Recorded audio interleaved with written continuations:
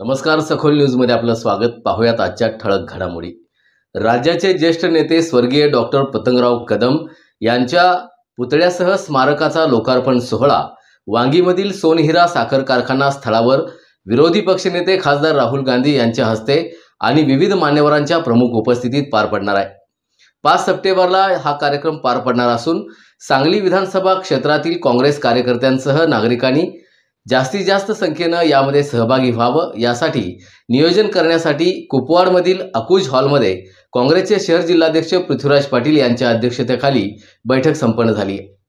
पाहूया.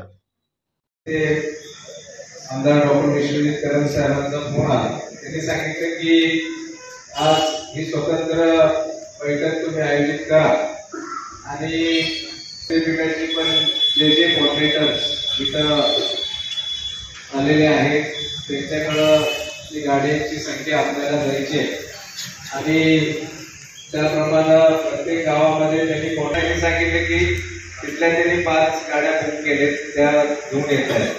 आणि मला असं वाटतं की आता प्रभाग क्रमांक 1 पासून आपल्या 19 पर्यंत म्हणजे मधले मिरजेचे प्रभाग सोडून मिरजेने स्वतंत्र नियोजन त्याचं केलेलं आहे मिरज शहराने.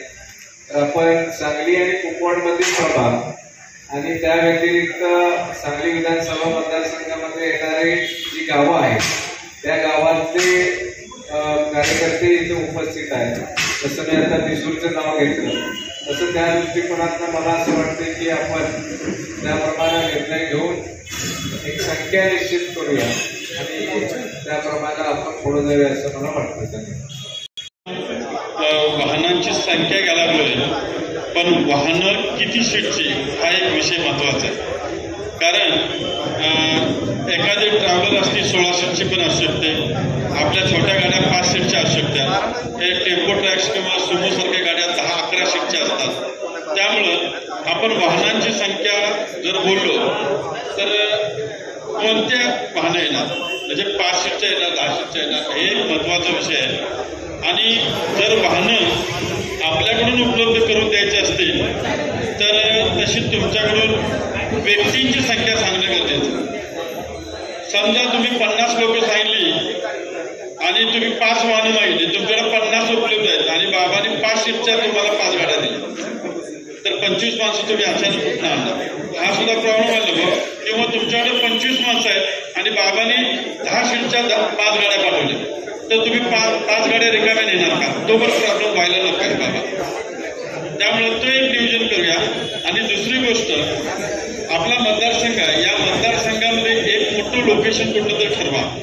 मग भले हे असेल आपलं सांगलीचं स्टेडियम, आंबेडकर भवन असेल किंवा असं कुठल्या तरी ठिकाणी या सगळ्या गाड्या एकत्रित करूया. कुठंतरी एक नियोजन करू आणि शहरातल्या ठिकाणी कुठेतरी एक ठिकाण ठरवू, सगळ्या गाड्या त्या ठिकाणी येतील आणि तिथून एकसारखे सगळेजण मिळून जाऊया.